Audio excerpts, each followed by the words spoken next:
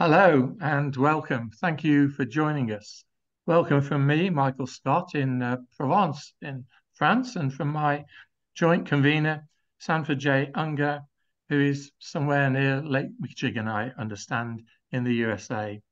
Welcome to this, the 45th jointly promoted event between the Future of the Humanities Project and the Free Speech Project. The latter is sponsored by Georgetown University and the former by Georgetown's Humanities Initiative in association with Campion Hall, Oxford, and the Las Casas Institute for Social Justice at Blackfriars Hall, Oxford. Together, the two projects consider issues concerning human dignity, rights, cultures, histories, traditions, and freedoms in a wide spectrum of educational activity, policy, expression, and aspiration. In a moment, I'll hand over to Sandy, who's the director of the Free Speech Project. He will introduce today's distinguished guests and moderate the ensuing discussion before I return to chair the question and answer session. From the start, you can type in questions to the panel by using the Q&A button at the bottom of your screen. Please use the Q&A button. Do not use the chat button. These questions will come to me during the session, and I will try and put them to the panel to consider towards the end. We urge you to ask questions as and when they occur to you so that there isn't a bottleneck at the end and that we miss you off. Now, I'm looking forward to this discussion. We have a wonderful panel. I'll hand over to Sandy. Over to you, Sandy. Thank you very much, Mike. You're right. I'm in the Indiana Dunes on the shores of Lake Michigan at this time of the year, and happy to be continuing our series from here.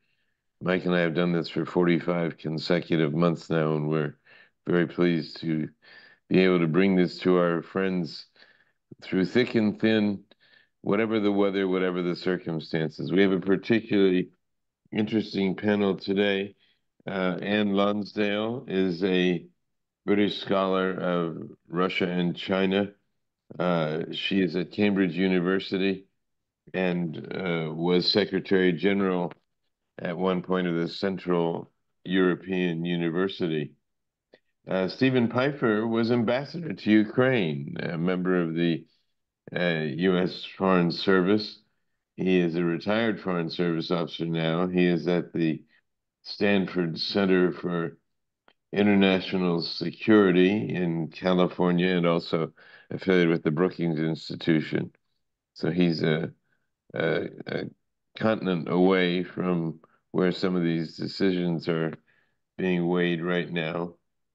Howard Robinson, Senior Research Scholar at Blackfriars Hall at Oxford. Howard is a professor of philosophy, and he was provost, I believe, of the Central European University at one point, and is joining us, I think, from Oxford, but and Anne is, I think, in Cambridge, although I'm not certain about that. Yes, and we're also joined by Peter Rona, who is in Hungary today. He was 2 years ago the unified opposition's candidate for president of Hungary.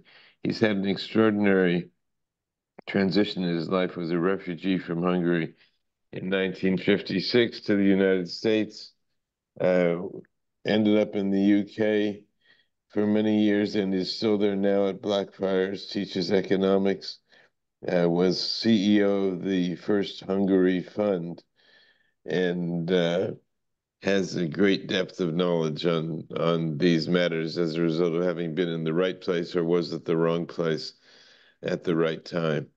Peter, I'd like to start with you with the central question that this forum poses.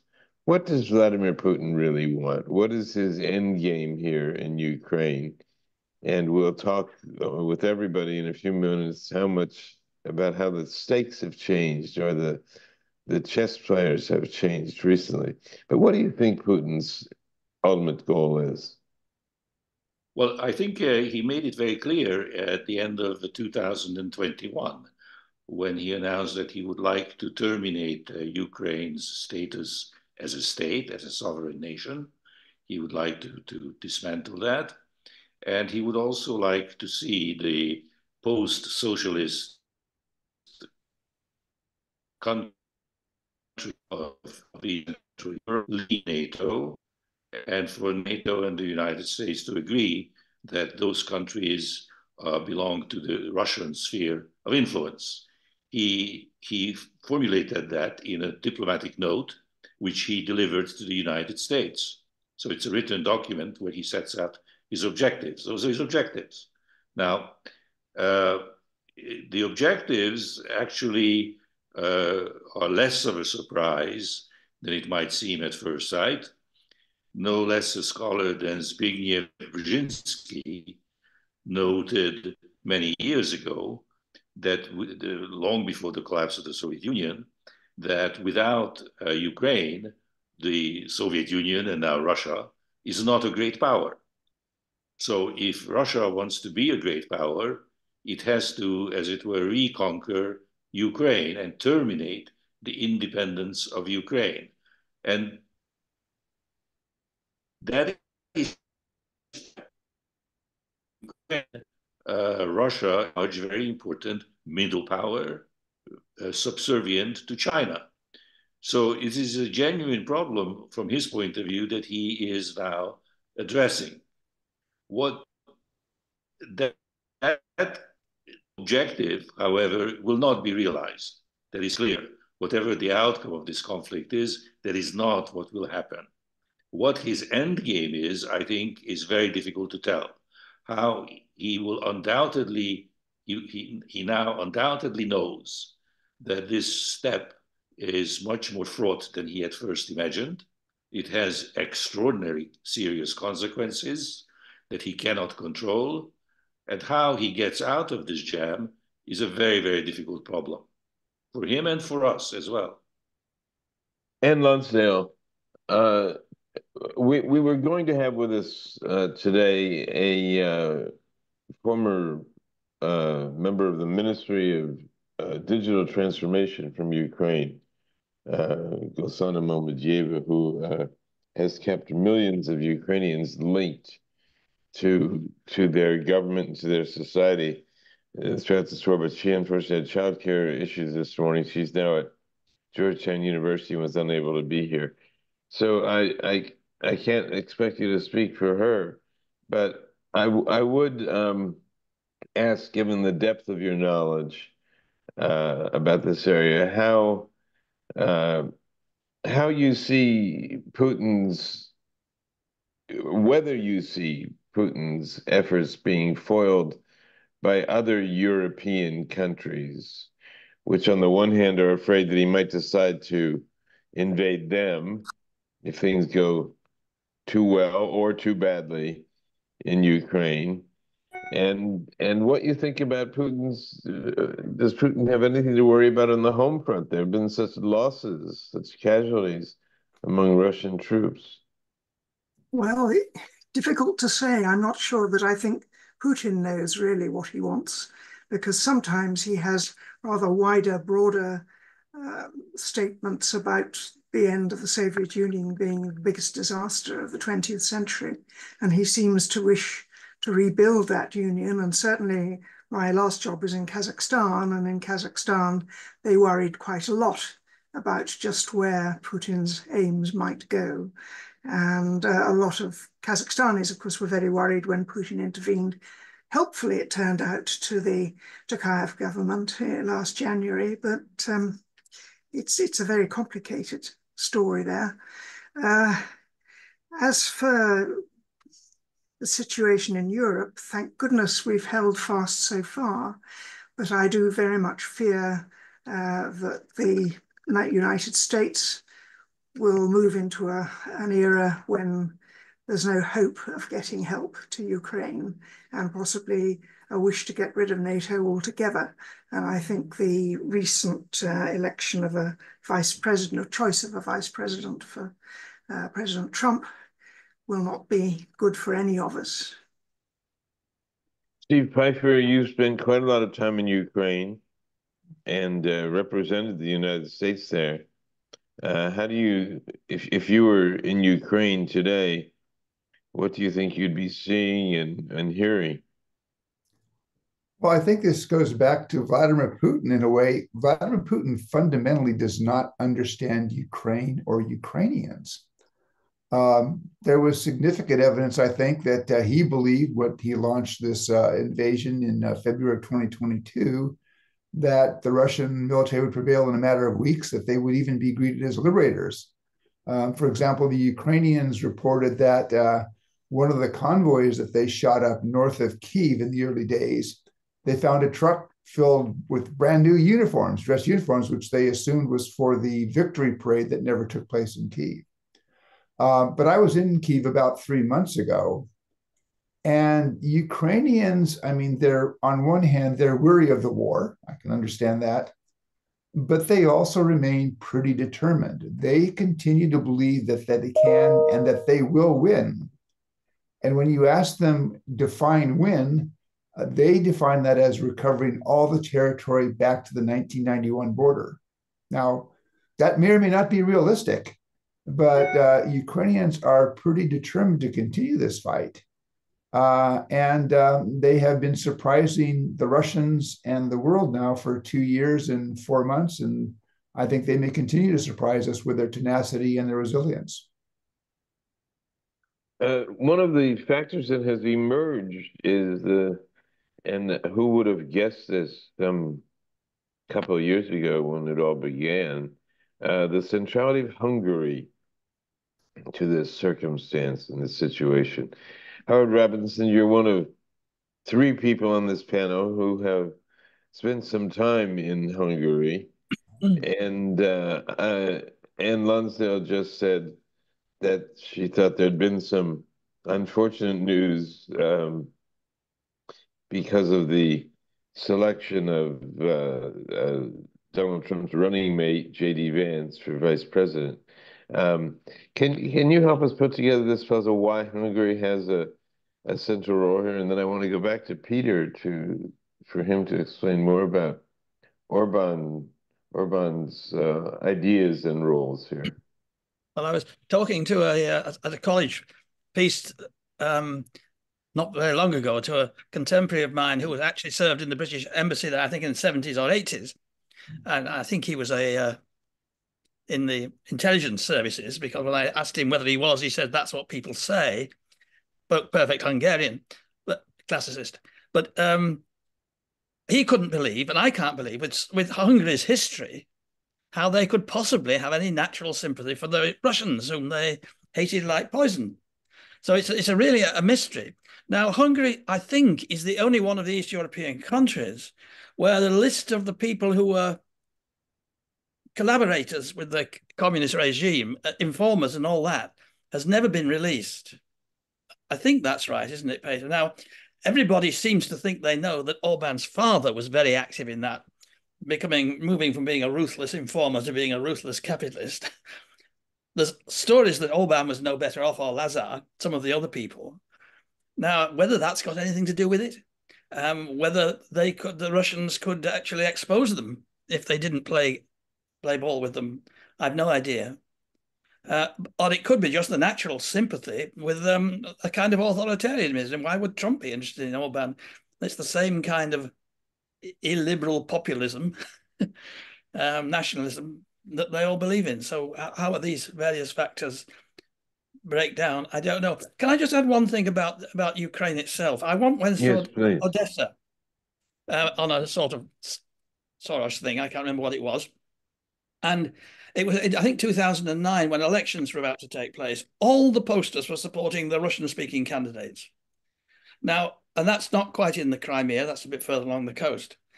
Now, whether that meant that those were people who really would like to be part of Russia, or whether they were just the Russian-speaking minority, as it were, I don't know. But it was very striking that all the election posters were supporting the Russian candidates. When I asked anybody who spoke English, they said, of course, that's the sympathy.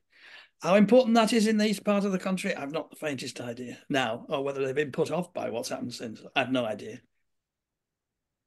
Peter Roner, let's go back to you. And this question of Orban that I think is really quite interesting. Orban is Prime Minister of Hungary. Hungary is now in the presidency of the European Union, and so theoretically hand in glove with NATO, and yet Orban went off to see Putin right after the NATO summit, if I'm not mistaken. So what is Orban's game here? Peter, maybe you may be having trouble with your transmission. Well, there is a standard narrative. Yeah, I don't know what to do about that. Is this better? Yes. Yeah. There is a narrative, a standard narrative, to the effect that Hungary's democracy was derailed by Orban for some mysterious reason. And whether he's under the thumbs of Putin or he's subject to some sort of blackmail or something like that is part of the standard narrative. I do not share that narrative. I think that the explanation of the situation is that in point of fact, Hungary has a very, very weak and questionable democratic heritage. It is not essentially a democratic society. It also suffers from some very serious burdens or complexes, if you like. It has a very weird language that nobody else speaks, nobody understands. It's a small country, and it has no natural friends anywhere in the world. So it feels very, very lonely, exposed, and at risk.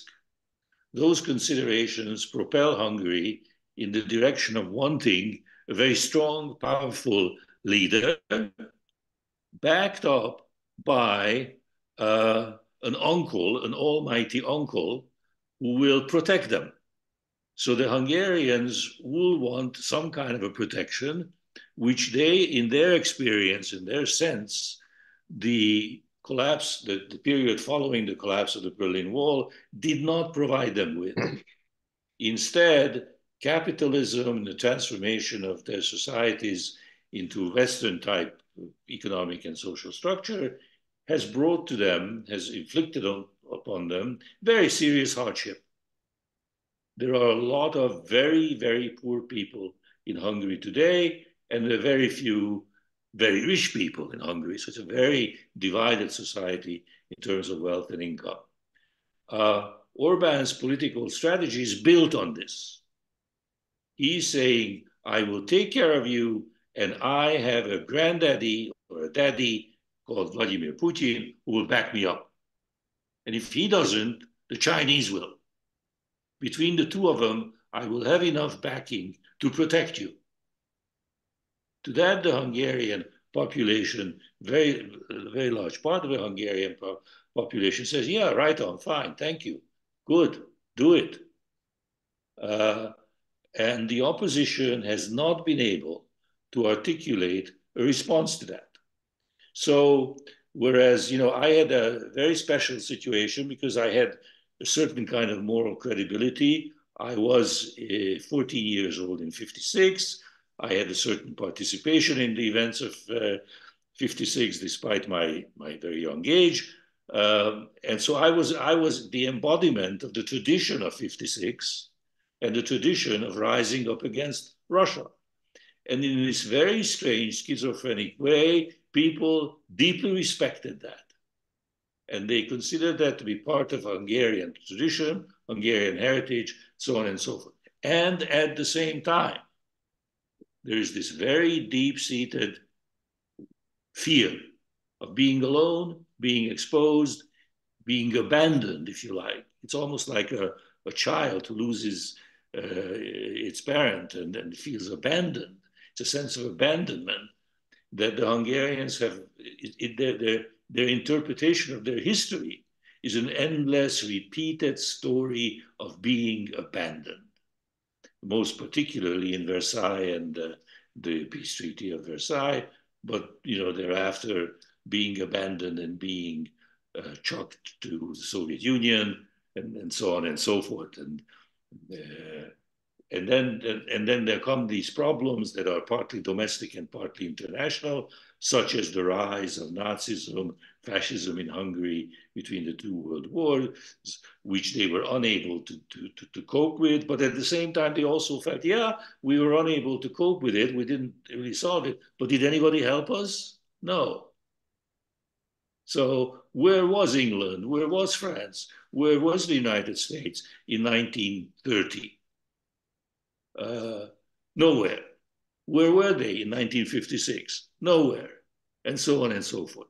So that's really the story. So what Orban has put together here is an absolutely genuine, plausible political strategy. It's not some weird, inexplicable thing that cannot be, that must have some kind of a conspiracy explanation. No.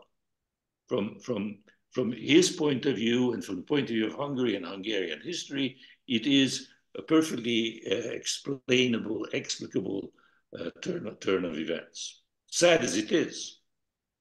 I wonder if you, Peter, or maybe with the assistance of some other people, might explain how Orban came to be friendly with a group of people in the United States Senate, a group of Republicans who just happened to include J.D. Vance, who, if Trump is elected president, many are now predicting this, and as vice president, may have some very strong feelings about not helping Ukraine, which some people somehow connect to Orban as well. I don't know whether, Anne, you want to pick up on that, or Howard? Well, I don't particularly want to pick up on that because I'm not sure about it. But what I was thinking when you were talking, Peter, is about the situation in 1991 when Hungary was out from under Russia and was thinking about its origins. And there were many exhibitions and many articles and many television programs about who the Hungarians really were. And they absolutely repudiated what they said was the Soviet view, that they came from the valley of the Don, and they said that's rubbish. Some of them thought they might be connected with Tibet, others went back as far as Korea, but they certainly saw themselves as definitely not European and never having been well received by Europe. There was a deep strain in 91 already. Yes. So, Howard? Well, one thing that strikes somewhat surprisingly about what Peter says is this. There is still quite a strong majority in Hungary who are very strongly in favor of the EU. It's not as strong as you think it is. It's 56%. Right, but it's enough to. But it's not very happy about alienating them. I mean, yeah. But it's a totally money issue. We want to be in the European Union because they give us money. And Orban has very clearly expressed that. He said, yeah, we want to stay in the European Union as long as we are recipients of these funds. When we turn into net contributors, we are going to want to leave. He has said that. But doesn't NATO go along with that? And don't they feel protected at all by NATO? No.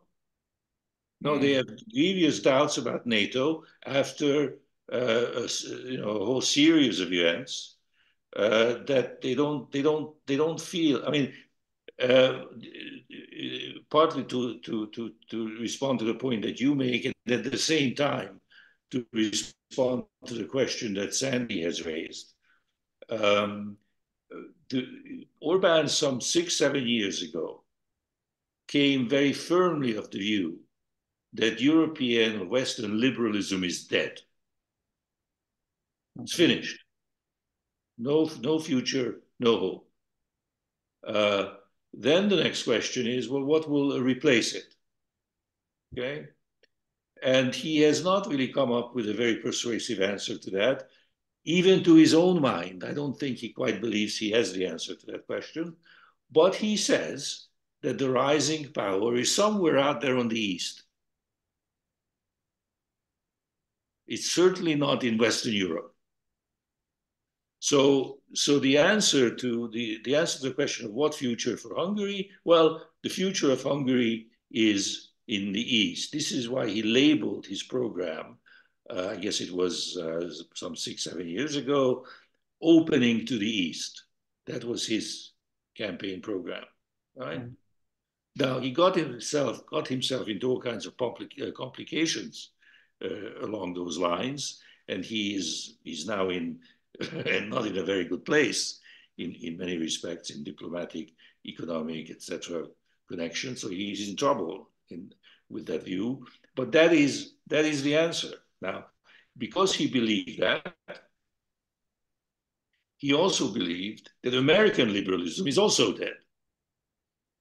And who is the most authoritarian political figure in the United States? Well, Donald Trump and his associates. He developed a very close relationship with Steve Bannon, paid Steve Bannon a lot of money.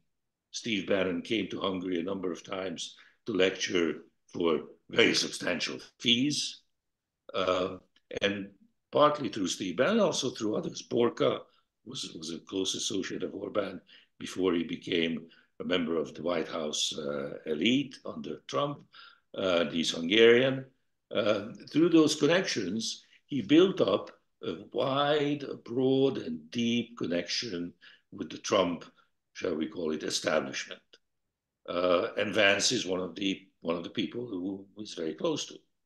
But he's close to the whole gang. Steve Pfeiffer, if you were, again, if you were in Ukraine, if they asked you what to do at the moment, change possibly coming, dramatic change in the United States, a new government in the UK, some mystery about what the government will turn out to be in France in the months ahead.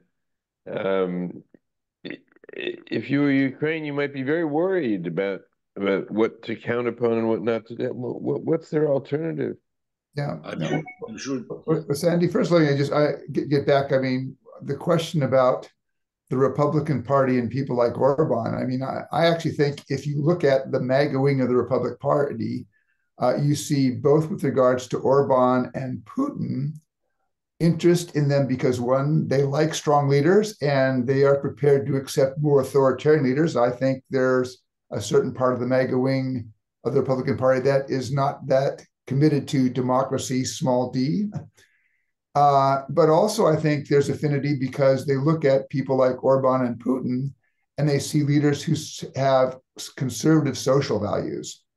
And I think that has broad attraction to the Republican Party. So you get people, like Trump, Vance, and such, looking to people like Orban and Putin as leaders with which they wish to deal. Now for Ukraine, I guess if I was in Ukraine now, first of all, I would be happily surprised about Europe. 28 months ago, when the Russians launched the invasion of Ukraine, the major invasion of Ukraine, I would not have predicted that Europe would be as steady and consistent and committed to supporting Ukraine as it is. And I am surprised and disappointed that the big question mark now hangs over my own country.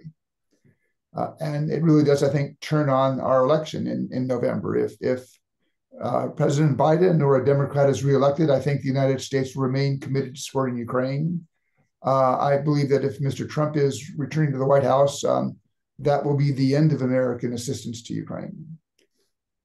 In those circumstances, I think Europe would continue to try to support Ukraine, but I'm not sure that Europe on its own has simply the defense industrial capacity to provide what the Ukrainians need. So if I were in Kyiv now, and I think you can already see it, President Zelensky, his comments, I mean, he's basically trying to stay out of this election, trying to make clear he would work with whoever the American public chooses to be the next president, and even suggesting, I think, perhaps with more optimism than is justified, is that, Ukraine could work with a Republican administration in 2025.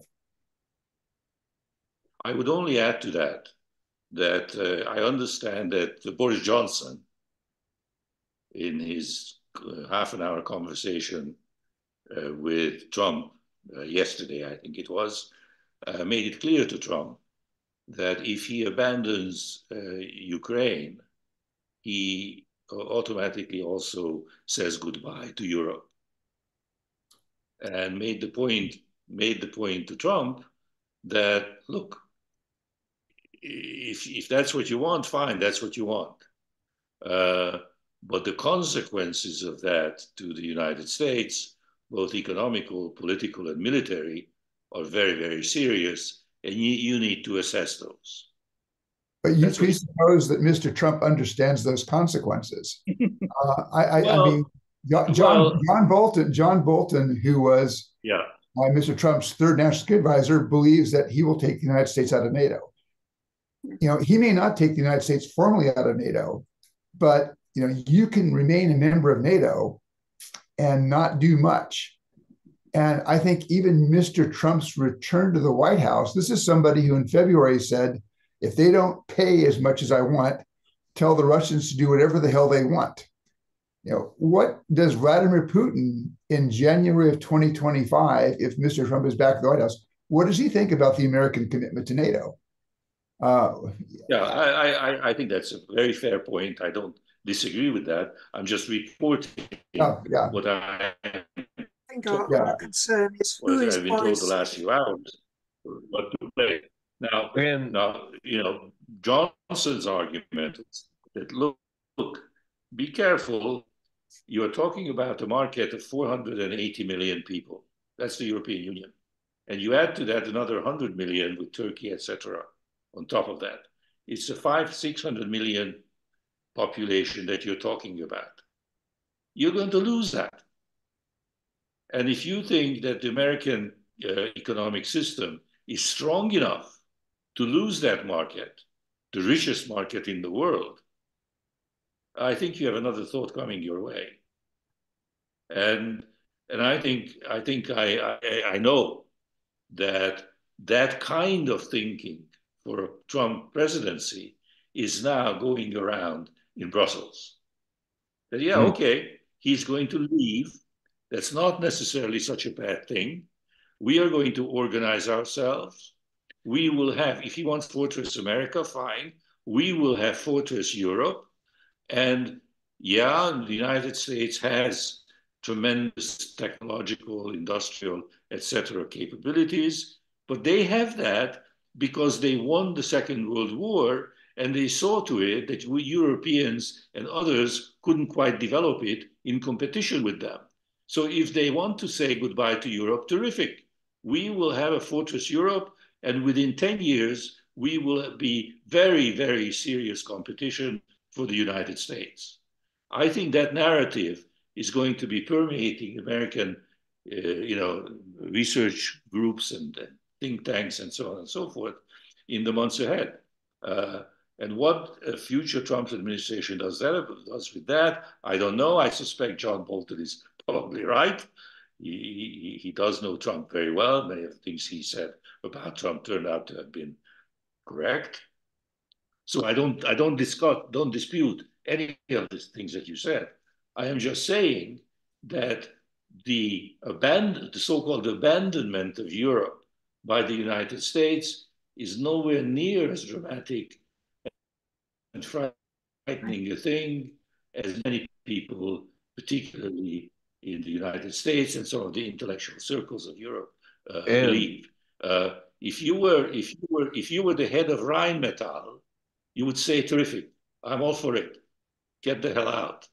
And I will build a defense industry that will compete with yours in 10, 15 years. And you were going to intervene here. Very much hope that America thinks like that in a way. But I don't think that Europe is necessarily in the position you think it is. Europe is on the edge of much more division. The French election has been a terrible mess. There's problems in Germany. There are problems all over Europe about money. Greece is uncertain. Turkey isn't in Europe and has great problems of its own. I wish that I thought that we could do this, that we could get together as before the Second World War and carry us a long way on our own. But we needed America in the Second World War, and I fear we would need America again in anything that comes ahead. There are huge opportunities, but the countries of Europe are divided. Britain is divided. We're split by the disasters of a conservative government, which has half ruined us. We have no money at all left. We can put up taxes, but we haven't got the money for a huge armaments bill. Our army is too young, too small. We are very nervous about increasing enough to be able to resist aggression towards Britain or any of its members sort of offshore. I think this is much more dangerous than you're saying, much more dangerous. Howard Robinson, how do you rate the chances of Britain taking a leadership role with its new government, brand new government, well, I think that would be taken seriously by Vladimir Putin? Well, that depends how many troops you can put there and how quickly you can produce your weapons. And I'm really not in a position to answer that. But one thing that I did notice, just by pure coincidence, about 2 weeks ago, I took off my shelves Asquith's account of the genesis of the First World War. And there was something that Gray said to Page, the American ambassador, I could almost quote it, which is very like what people are saying about the Ukraine now. There's a treaty guaranteeing this place. The whole of civilization will collapse if we don't, that place then being Belgium, if we don't defend it. And the Dutch, the Danes, and the Swedes are already worried about what the Germans will do next, which is exactly the way the Baltic states and even the Poles to some extent are talking now. So I think a lot turns on what Peter said at the beginning. If we think that all that Russia wants is Ukraine is our breadbasket, we need Ukraine, we've already got Belarus, perhaps we need Georgia, that's the end of it. So if it's, I have no more territorial claims, then should we risk anything defending these countries that are bound to remain very corrupt anyway? Or is this the beginning of an attempt to be a really dominant pan-Slav or, you know, really dangerous in the rest of Europe? And goodness knows. I mean, he's talked as if he did have those kind of broad ambitions at some points. Other points, it may be just they can't function without the Ukraine, and I really have no idea. Steve, I think that's a really good question. I mean, you know, almost all analysts now would say, you know, Putin would never attack a NATO country, and they may well be right.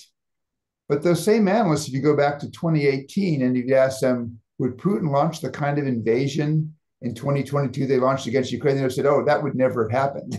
So I think there's a certain risk to underestimating Mr. Putin's ambitions. You know, one, Ukraine is in part about recovering territory that he considers historic Russian lands that were lost when the Soviet Union collapsed back in 1991. But he's also been very clear that he wants to undo the post-war, Cold War security arrangements in Europe, and those are now centered on NATO. So I don't feel comfortable excluding the possibility that if Mr. Putin wins in Ukraine and is thereby emboldened and has a few years to rebuild his military, he might not say, you know, maybe I can get away with something like, you know, Eastern Estonia.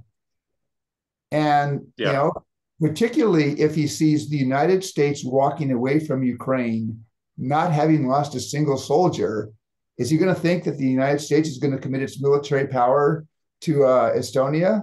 And bear in mind, Putin is somebody who has shown, in particular in 2022, that he is capable of huge miscalculation. Steve, I want to come back to you in just 1 second, but I also want to remind our participants at a distance that we're coming up to the time when Mike Scott will be taking up the questions from our listeners. So this is a good time to put any other questions in the Q&A. Steve, I don't think we can expect you to speak for the American foreign policy establishment, but it would be an interesting question to ask you, and I'd like to ask Howard the same thing about the UK. What are scholars of Europe, of foreign policy, of international affairs, when they're sitting down, say, at Stanford University or at the Brookings Institution, are they setting the table a little bit differently right now about the agenda for discussion, given what Putin has gotten away with thus far? I think, you can find a range of views. I think there are a number of scholars, including, a number of my colleagues at Stanford, who feel, I think, quite strongly that the United States should continue to support Ukraine. And that is very much in the U.S. national interest. There are others out there who argue that the risk of conflict, of a broader conflict between NATO and Russia over Ukraine, are so great that the United States should try to push the Ukrainians into a negotiation. I do not share that view. I think thus far you've seen no indication that Moscow is prepared to negotiate in a serious way. In fact, Russian demands have escalated, even though they have not performed that well on the battlefield. So now, in order to get just a ceasefire, Ukraine has to agree to cede territory in Zaporizhia, Kherson, Donetsk, and Luhansk that the Russian military does not even occupy. But there's a broad range of views there, and you can pretty much, I think, find any argument that you want. And before we go to Mike, Howard, British scholars, what are you hearing? I realize this is not specifically your field, but are you what kind of talk are you hearing among university people in the UK? And Anne, I would ask the same question. Yeah, I really don't mix with people like that. I could tell you about economists, but in British stuff, but not that. I mean, I'm sure people would not mind putting boots on the ground if there wasn't the threat of any nuclear escalation. It's a bit like Hungary 56. I'm sure the NATO powers would have helped the Hungarians in 56, but it's not worth for anybody if it goes nuclear. And so you just raise the odds all the time from the other side and keep making that threat, and you're in an impossible judgment situation. But I don't know what the experts say, and I suspect that they're just like the American ones. They're in the same confusion and uncertainty. And I think there's a problem of a self-fulfilling prophecy that every time something lands in Russia from Ukraine, and certainly any time that we got together and actively resisted on the borders with Russia or moved over the borders, then Putin can say to everybody, you see, I told you were being attacked. It's terrible. We're at war. We have to bring everything into this battle against this is an existential question for us. I think it's extremely difficult. I agree about the nuclear point. I am slightly less anxious about it because I think Putin's been around long enough that, unlike maybe Iran or certainly North Korea, he does think it's rather a bad thing to do for society and for humanity. But I'm really frightened. Well, weren't the KGB bosses a bit scared of him in the old days because he was a risk taker and an unreliable person in that? And that's so. I mean, the old-fashioned communist regime was a good conservative lot. They didn't want to risk anything too much. They were easier to live with. Yeah, but go ahead, Peter. Yes, Peter, go ahead. Yeah, I was just going to say that I don't think that Putin is in a position to start a nuclear war without some kind of a tacit consent from China. So the answer to that nuclear threat is in relations with Beijing and the formulation of a deal with China, whereby China will exercise its very considerable influence over Russia and Putin on that issue. And I do believe that kind of a discussion or conversation is taking place. So we're in an ironical situation here that we're dependent on China to protect us from Russia. Yep. That's right. That's I the guess reality. I'm less sure on that point. I do think if you look over the last 2 years, the Russians and Putin have tried to suggest that they are prepared for a nuclear risk and that they think they are more prepared than the West is. And I do think there is one true red line, and that is were NATO combat forces to enter the conflict on Ukraine's side. If the Russian general staff, you probably cannot figure out how to win that fight at the conventional level. But below that, I mean, NATO countries are now providing F-16s, long-range strike missiles, and that does not appear to have reached a Russian red line. And I think Putin at one level understands that using nuclear weapons, that opens up a Pandora's box. And the consequences are unpredictable, nasty, and potentially catastrophic, including for Russia. So I would imagine you would agree, however, that a nuclear move by Putin would not have Chinese support. I think that's right, and I think in 2022 in September, which I think was the height of the Russian nuclear threats, I think that they quickly ratcheted down because one, they saw the threats were having no impact either on the Western support for Ukraine or on Kyiv's readiness to continue fighting, but also you had the Chinese and probably the Indians saying, "Don't do that." Don't do that, right? That is really. I may have phrased it in a way that it was excessive, but that is my point. I think that will stay the point. That will stay to be the case. Mike Scott, over to you and the questions that have come in from our listeners, viewers. Thank you. I think it's a very sober discussion, a very good discussion. So thank you so much for this. Victoria Mumford Smith. Hello, Victoria. Kind of you to send in a question. Just a minute, I've just lost it.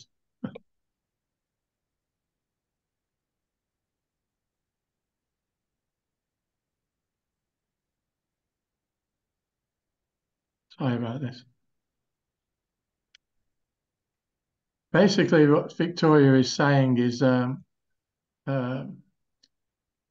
whilst it's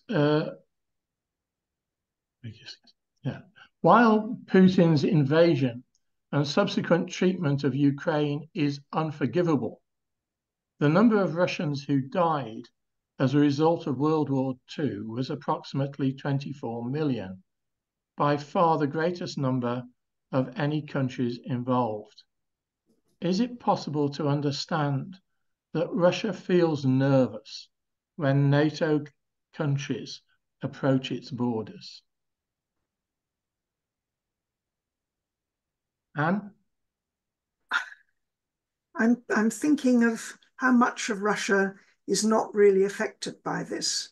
When I spent time in Siberia, I spent time on the east coasts of Russia. You are very, very far from being worried about what NATO is doing. I always wonder at what point Russia just splits, and east of a certain point, perhaps, I don't know, on the NSA, it just stops being a big issue. To have to go to war in Europe from that part of the world, they remember the Great Patriotic War very well. I don't think they want to relive it. Steve? Mike, can I make 2 points? Yes, please. One, just it was not 24. I mean, the Soviet Union suffered horribly in World War II. It was not 24 million Russians who died. It was 24 million Soviet citizens. Yes. And in both Ukraine and Belarus, they suffered proportionally much higher casualties than Russia did. The second point, though, I'd make is Putin concerned about NATO? The Kola Peninsula up in the north there around Murmansk is probably one of the most strategically important areas to Russia.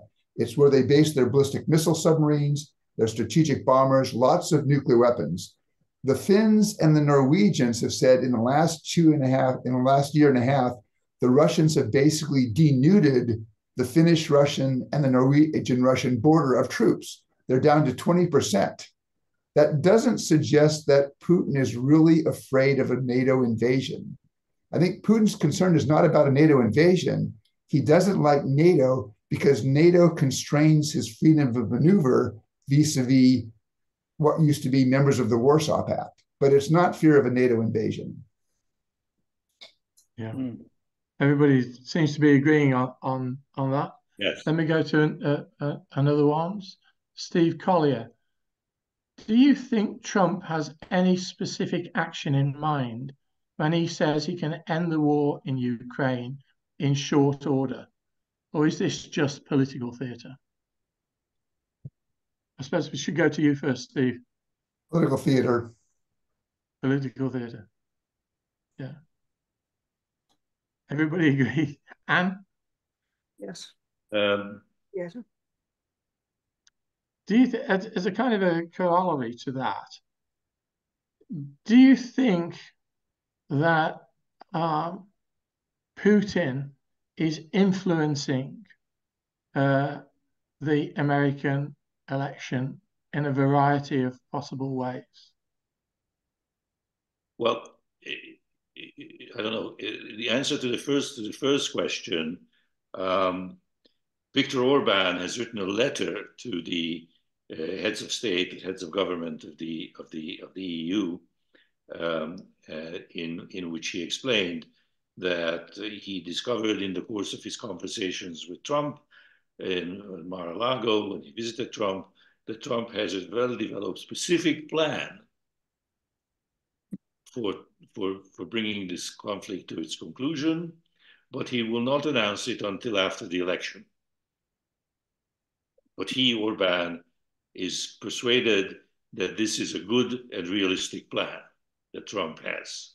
This is what he has written to his colleagues in the EU. Now, I have no way of knowing how much of the plan Orban knows. I have no way of knowing what that plan might be. I would suspect that it is a plan of great pressure on actually both the Ukrainians and the Russians, but more on the Ukrainians than on the Russians. Trump is basically a bully, and the way he negotiates is with the help of threats. So I imagine that his plan is a series of threats addressed to both parties. Do you agree with that, Howard? Well, I don't know, but I can well imagine that it would be something like, and I think this is what Peter's saying, telling to Putin, okay, if you'll agree to take rather less than what you're asking for at the moment, I'll tell the Ukrainians they're not going to get any kind of help from the rest of us unless they agree to it. And hope that will, after a period, become clear to the Ukrainians and to the Russians that's the best way out, given the alternative is fighting on forever and to an uncertain conclusion. So do you think, Peter, it could be something like that? I think that in order for this thing to work, he has to have a threat addressed to the Russians as well. Yeah.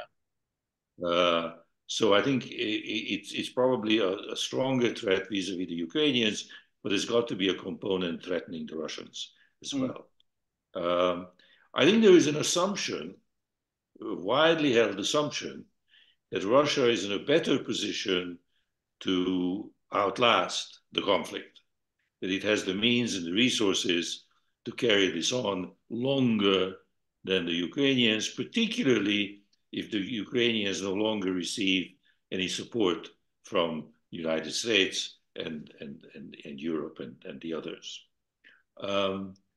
I am not entirely sure about that. I think it's a big, big task for intelligence, Western intelligence, to really investigate that proposition. And I don't see that we have sufficient reliable information on that score. I think that Anne is right. Much of Russia is not affected by the conflict in Ukraine, but some of it is affected by the conflict in Ukraine. And I think that while on the surface it seems that Putin's position is very stable. One never knows. It's in the genes of dictatorships that they collapse very, very quickly out of the blue. So things can happen. I would say that there's another widely held view that the sanctions have worked less well than imagined and hoped, that the Russian economy has done better than it was imagined. Well, the Russian economy is spending 40% of its GDP on the conflict in the Ukraine. 40%. I understand that the totalitarian regimes have great ability to foist that upon their population, and the deprivation and the hardships that will cause them be accepted by them. But 40% is a big, big number. And I don't believe that number is sustainable. As far as Europe being an effective alternative to American support, no, it's not an adequate alternative to American support. And if there is no American support, Ukraine is in a much weaker position than it would be if it had that support. There was a congressional act voting them 60 billion. Not much of it has been used. I would imagine that all of it will be used if Trump wins the election before he is inaugurated. And that will certainly enable Ukraine to carry on for a while. I don't quite concur with Anne's view about the problems in Europe. I think there are serious problems in Europe, but on the other hand, I agree that I am very pleasantly surprised that Europe has responded to this challenge, I think, much better than many people would have imagined that they would. And I think that response in the months ahead is going to strengthen. Le Pen did not win the election. Now you might say, but she did not win the election. She finished third. Orban has been locked out of all positions in the European Parliament just yesterday. He did not get the 14 vice presidents of the European Parliament. He did not get a single one, even though the group that he formed is the third largest group in the European Parliament now, with Le Pen and others of a similar ilk in it. The center held. It's not true that it's unable to hold. It did hold. The People's Party, the Socialists, and the Liberals and some others grouped together and voted Orban out. He's getting nothing in the European Union. So I think that the unity, the European unity, is emerging. It's in better shape than I would have thought it would be at this stage. It's not in as good a shape as I would like. It is not necessarily adequate to the challenge as yet, but it's moving in the right direction. Okay, any other comments on that? Or on the infiltration of the democratic process? Steve, any danger to that? I suspect that very much. I mean, Vladimir Putin wants to see Donald Trump back in the White House in January. Now, but I think also the Russians are probably, after the experience in 2016, to the extent that they are trying to influence the American election, they're trying to do it in a much more covert way so that it's not visible. Yeah, okay, thanks. Cynthia Carreras asks, why is Ukraine's membership application to NATO taking so long for approval? Well, there's a simple answer to that. NATO is not in a position to accept a country's application when that country is in a war, because that automatically involves NATO in that war under the existing NATO charter. So in order for that to take place, the war has to be finished. Okay, hope that answers that, Cynthia. Let's go to Claudio Colorero. Sorry, Claudio. Don't you think that Putin is nourishing his ego with the Western fear of, in brackets, nuclear war? He very easily speaks nuclear because he knows that our existential philosophy is totally different from his. But the point is that a nuclear war has no end. So I believe he only uses the nuclear argument, but he cannot really have the intention of using nuclear. We touched on this a little bit before, but perhaps we'd like to say something more about it. Howard, you were nodding there. Yes, I'm not sure why I was nodding, except that we'd talked about it before. Goodness knows how much, I mean, the Hitler type of person would, if I'm going down, everything comes down with me. Is Putin nearly of that mentality or not? We don't want to take that risk. And so I don't know.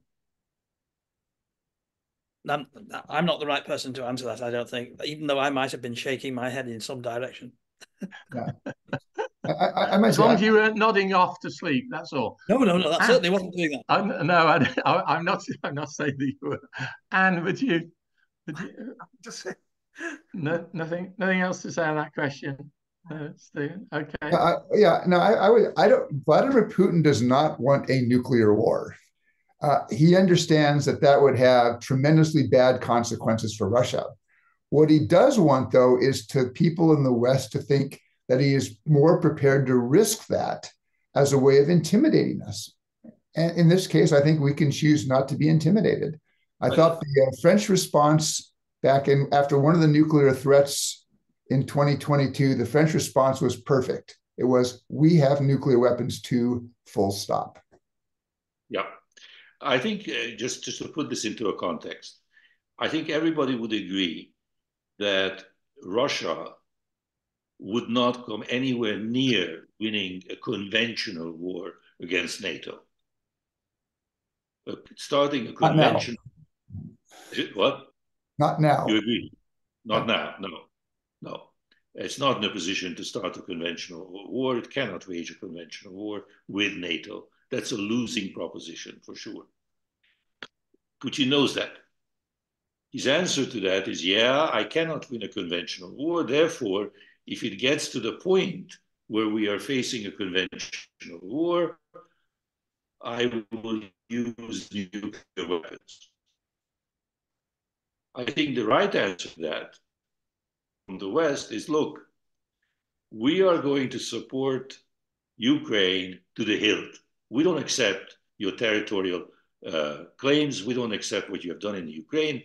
And we support Ukraine's territorial integrity and sovereignty. Full stop. We are not interested in starting a conventional war against Russia. We will not start a conventional war against you. We're not going to do it. Okay? Now, so rest assured, there is no, and behave in a way that communicates that the NATO has no intention of starting a conventional war, of invading Russia, bombing Russia, and so on and so forth. That's why the handling and the communication about these long-range missiles that are being supplied to Ukraine and where they can be used and how they can be used is very important. It's a very delicate issue because that's the question about the conventional war and is firing these weapons well into Russia in a way the beginning of a conventional war, or is it really just a defensive measure on the part of Ukraine? So the definition of that is critically important from this point of view. If the West succeeds in persuading Putin and his associates that we are not going to start a conventional war against Russia, no matter what, but we will defend the Ukraine to the hilt, I think the nuclear issue goes away, loses its force, loses its strength, because then they have restated, but not in a radical way, their nuclear doctrine. The nuclear doctrine today is that they employ nuclear weapons when Russia's sovereignty and territorial integrity is challenged. What they have not done, and it's deliberate they have not done that, is whether the towards Ukraine out of Russia or out of Russia when this doctrine is being formulated and expressed, as I have just said, they are talking about Russia being under threat. As long as Russia itself is not under threat, their doctrine says they are not employing nuclear weapons. Now, this doctrine is significant because it's not a question of Putin waking up one day and pushing the nuclear button. No, this doctrine is the one that's the official doctrine that is indoctrinated, employed, taught, etc., in the entire Russian armed forces. This is what they believe. This is the doctrine around which they are organized. So, yeah. So I don't think the nuclear threat is all that great. Does that mean, Peter, that if we had our boots on the soil in Ukraine, but never went over into Russia, they wouldn't? We could get away with that. NATO get away with putting troops in, but that's never what it move. means. Yes, that's exactly what this doctrine says. Yes. But a lot of the military opinion that I've heard in Britain, at least, is that they can't win the war, they can't stop the attack from Russia without some advances over the frontier. That there isn't a way militarily and tactically to manage by keeping without firing into Russia. Yeah, well, that is the rub. That is the issue. Yeah. And that's why I say that it becomes a very important, extremely important question. What are the terms and conditions under which these weapons can be employed against Russian territory? And I believe that the military opinion is that this cannot be done. Yeah. Well, let's be clear, when we talk about long-range weapons that the West has provided to Ukraine, we're talking about missiles that have a range of about 300 kilometers. Right. So they're not capable of striking Moscow or St. Petersburg. And then in some cases, it now looks like, well, originally these weapons were provided to the Ukrainians saying you cannot use them to strike targets in Russia. There's been some easing of those restrictions. So, for example, the United States has said you can use certain types of weapons to strike Russian military concentrations over the border in Kharkiv that are getting prepared to come into Kharkiv. And again, the Russians don't like that, but thus far the Russians have not reacted. I mean, if you look at the Russian military actions over the last 2.5 years, I don't think that you can find anything that the Russians have done that they would have not have done for their own purposes, but that they decided to do just because something that the West did. That's right. So again, I think if you get even NATO combat troops on the ground, even in Ukraine, if they're engaged, I think that begins to move into a risky area. But thus far, I think, the Ukrainians are not asking for NATO combat troops. And what they're asking for are basically the weapons that they can use to arm their own soldiers. And that seems to be below any real threshold for the Russians. Yes. Okay, we're coming to the end, and but there is a different slant coming from Christian Demaras, who talks about a lifelong friend who's Ukrainian, who has taken refuge in the United States, but has found that it's too expensive for them to live in the United States. So this lady now has gone to Poland. And she now in Poland sees that the country is regarding the refugees as a pressure on itself.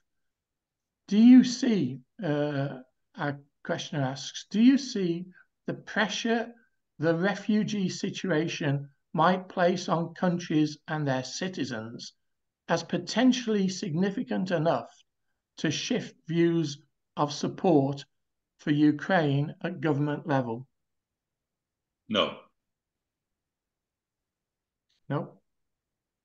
Steve? The short answer is I agree. No, I mean, I'm fairly familiar with the Polish situation.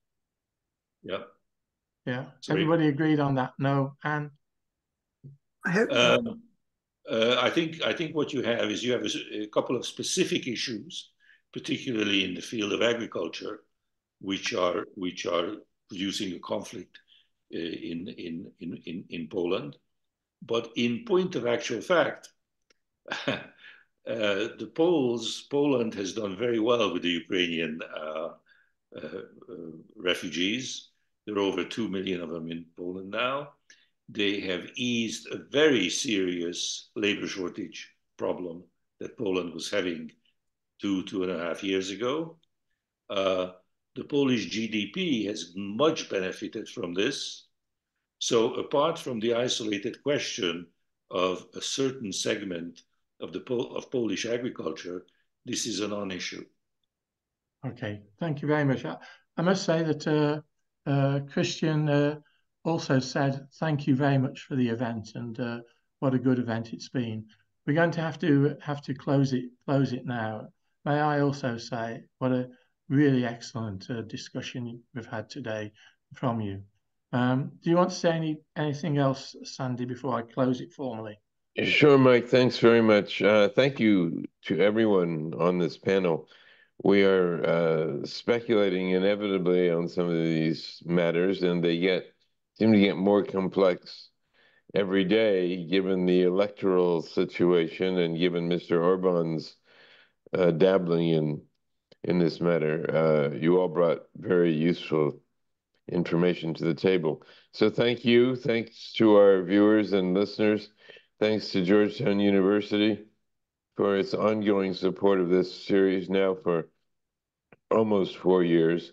We're appreciative to President Jack DeJoy and Vice President for International Affairs Tom Banchoff and many of our colleagues who work on this, including especially John McCabe, the program manager of the Free Speech Project. So thanks for being with us. We'll be back again, I believe it's on August 14th, talking about whether there should be another very current issue that has come up in the U.S. and some other places, whether there should be upper age limits for public service, and are we having to confront that issue as well. So thanks to Mike for all of this and this hard work that you do, Mike, on sustaining our series as well. Okay, let me draw it to a close then. The next Free Speech Project at the Crossroads, International Dialogue in association with the Future Humanities Project, will be, as you say, Sandy, on August the 14th, the same time, we say 11 o'clock Washington time, everybody else work it from there. So, and it is on whether age or ability matter in public service. So we look forward to that. Cultural Encounters, a series on cultural encounters, that returns on the 21st of October, and there will be a series of 5 or 6, I think maybe even more, talks before Christmas on cultural encounters. That's the 21st of October. Can I just say, yes, thanks to the people at Georgetown, to the president, Jack DeJoy, who I'm sure is in everybody's thoughts following his recent illness, and we hope he'll soon be back with us, fully recovered. Also, Tom Banchoff, who I gather is today somewhere in Wales, where it will be raining, I can assure him, because it always rains in summer in Wales. So when you see this on the recording, Tom, we did think about you. Blackfriars, thanks to John O'Connor, the Regent, Richard Finn, the Director of the Las Casas Institute at Campion Hall, to Nick Austin, the Master of the Hall. My thanks also to John McCabe for all the work he does for us. And thank you all who sent in questions, such very good questions. Actually, some of the questions asking basic things, and some of the questions taking on the debate as well. So thank you for being quite honest about asking some basic things that you didn't understand, as well as some of the complex matters as well. And thank you all for attending today. I'm Professor Michael Scott. I'm Fellow and Senior Dean at Blackfriars Hall, Oxford. You can follow me on Facebook as Michael Kerr Scott, or on LinkedIn as Professor Michael Scott. Until next time, Take care, keep safe. Thanks again, everybody on the panel. Goodbye.